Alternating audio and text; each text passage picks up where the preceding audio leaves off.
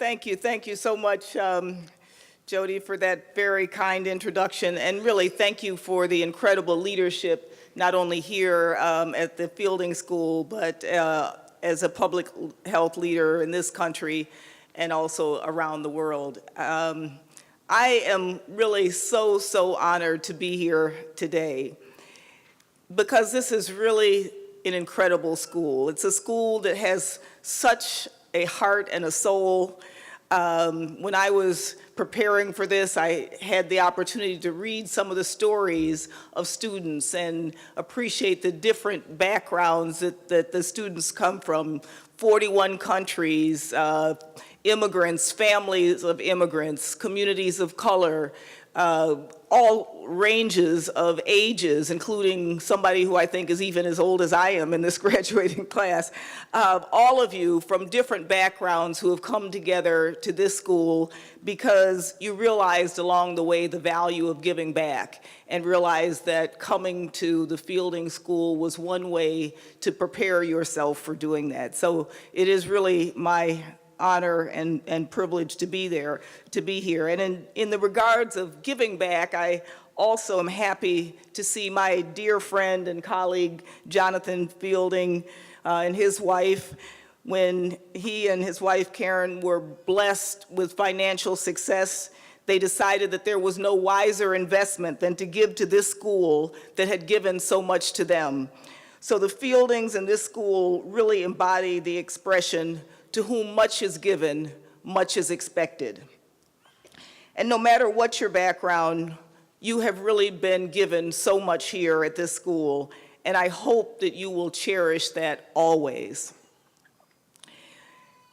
Now, in case you think that this is a recent infatuation that I have with this school, as Dr. Heyman mentioned, I really like UCLA public health grads. In fact, I married one year ago. My husband, who's here today, got his master's from this school a few decades ago. And when he asked me to marry him, we had been great friends for over 35 years. And I was also happily single. So I asked, why rock the boat? Why should I marry you? Without missing a beat, he said, because I'm a UCLA graduate. Well, now, really, what could I say to that? Anyway, this is a great school, and I have been looking forward to this day for a long time. And I also know that you graduates and your families have been waiting even longer. You've come, as Dean Heyman said, from many backgrounds, and parents are here from long distances. So I also just want to thank the families of these incredible graduates for all the sacrifice, all that you did to support them, all that you did to believe in them so that they got here to this moment.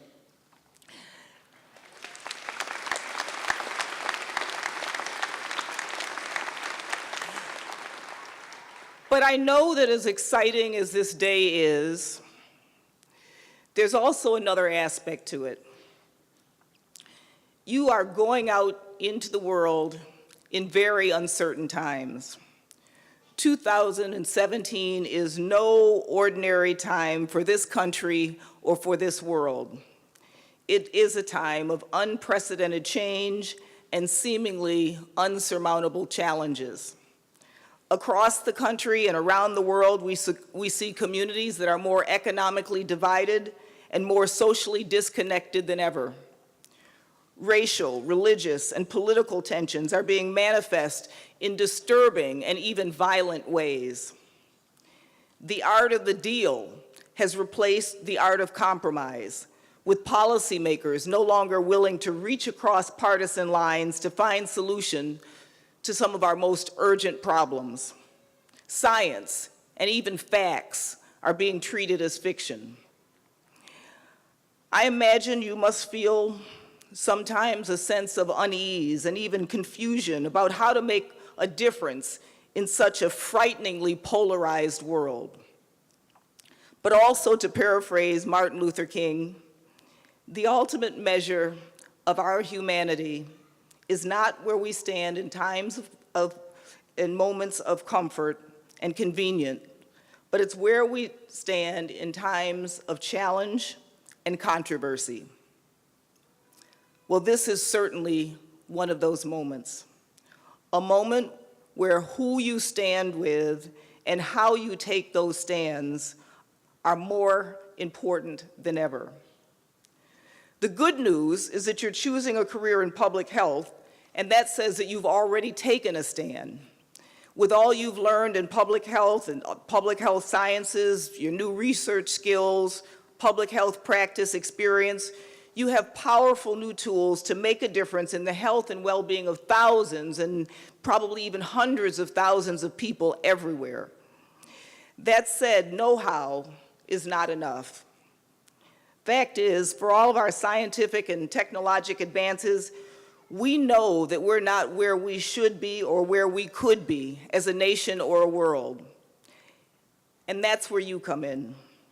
We need your courage, your commitment, your will to build the just world that we so desperately need. Think about it. The United States spends the most on health compared to any other wealthy nation. Yet we get the worst overall returns on our investment. In this country, healthcare costs remain unacceptably high at $3.2 trillion a year because of the waste, inefficiency, and excessive prices. Health disparities between rich and poor, between whites and communities of color are persistent and worsening. Death rates for Americans in the prime of their lives for the first time in a century is increasing, largely fueled by the twin epidemics of opioid abuse and hopelessness. And we're the only industrialized nation where maternal mortality, one of the most basic measures of a society's development, has increased over the last decade. Yet, as bad as that is, it's still more risky to be a mother in many poor countries around the world. In Africa, in Asia, the Americas, where the risk of dying in childbirth is at least 20 times higher than for a mother in a developed nation. Or to be a child in sub-Saharan Africa who simply because of her or his geographic accident of birth is 13 times more likely to die before reaching age 5 than a child in a developed country. Now, I know you know these statistics, and sometimes statistics like this can be so mind-numbing that we lose our sense of outrage. As a nation and as a world community, we have all the resources to provide everyone with access to basic quality health services. We really do. We have more wealth in this nation and in the world than ever before in history. But do we have the will, the courage, the commitment to demand a more just and equitable world that uses our technologies and resources for the good of all? Are we committed to building a world where all lives are treated as if they truly do have equal value regardless of where they're lived? Let's start with something so many people take for granted: access to health care. You get sick, you go to a clinic or an office, and you see a health professional. But far too many people in this country and in our world have the opposite experience: nowhere to go, no one to see, no way to pay. We know that's not right. But if we believe everyone is entitled to good quality health care, we're going to have to stand up and fight, and we're going to have to keep on fighting. Otherwise, we will continue to see decisions made that disproportionately impact the lives and the health of the poor, the marginalized, the most vulnerable. Decisions like repealing the Affordable Care Act, or defunding Planned Parenthood, or proposing major cuts to the foreign aid budget that provide health services for millions of women, children, and men in poor countries, or cutting the vital budgets of health agencies like the CDC and the NIH. It's time that we affirm once and for all that access to quality health services is a right and is not and should not be a privilege of the economically advantaged.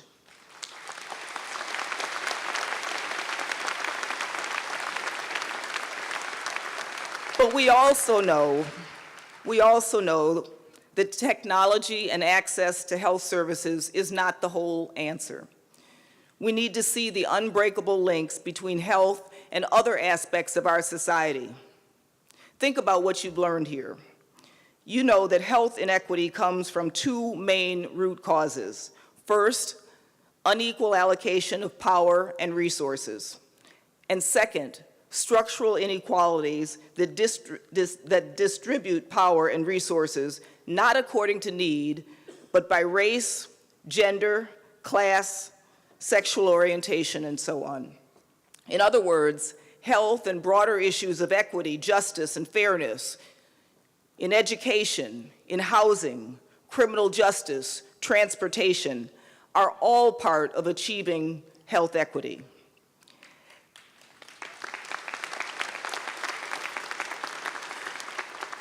As health professionals, we have to form the partnerships and break down barriers so that we're working to attack not only the consequences, but the root causes of health inequity.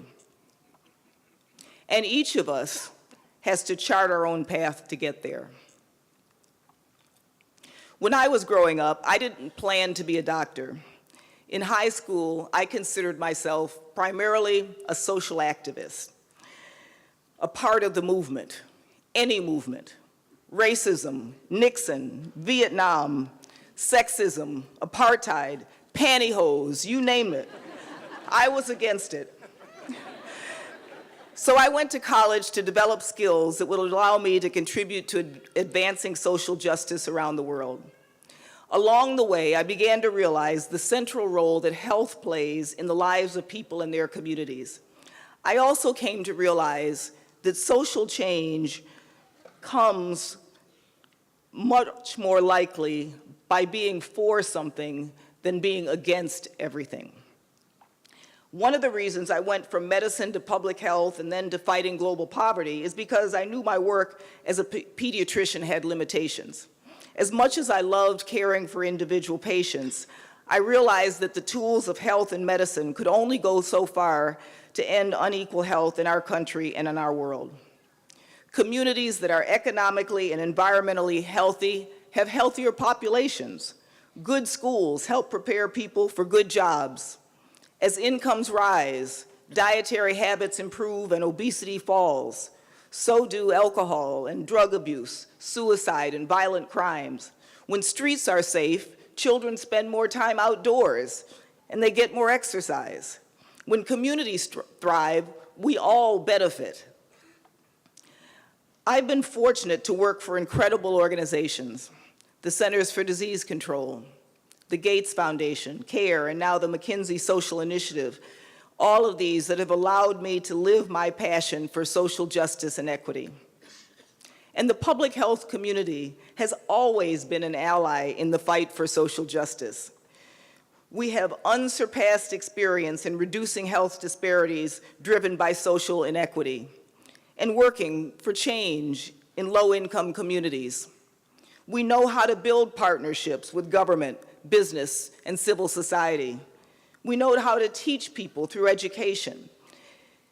And most of all, we have a proven commitment to human rights, such as the right to clean water, the right to breathe clean air, the right to live in an environment free of toxins, to receive life-saving medications and vaccines, and the right of a woman to control her own body. Together,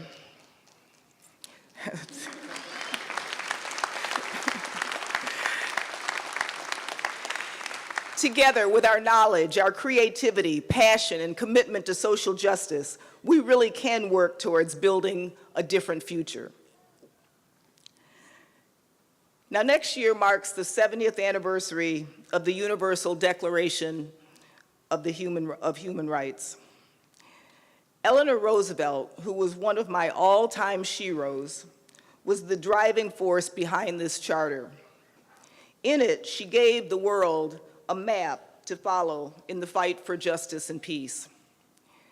She said, "Where, after all, do universal human rights begin? In small places, close to home, so close and so small that they cannot be seen on any map of the world. Yet they are the world of the individual person, the neighborhood he lives in, the school or college he attends, the factory, farm, or office where he works. Such are the places where every man, woman, and child seeks equal justice, equal opportunity, equal dignity without discrimination." My public health colleagues, these are the places where we operate in our work: neighborhoods, schools, factories, and farms. We work where people live.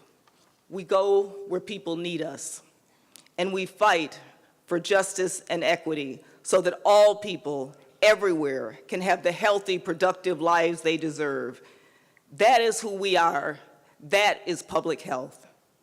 Graduates, thank you for the work you're about to embark on, and congratulations to all of you 2017 graduates of the UCLA Fielding School of Public Health.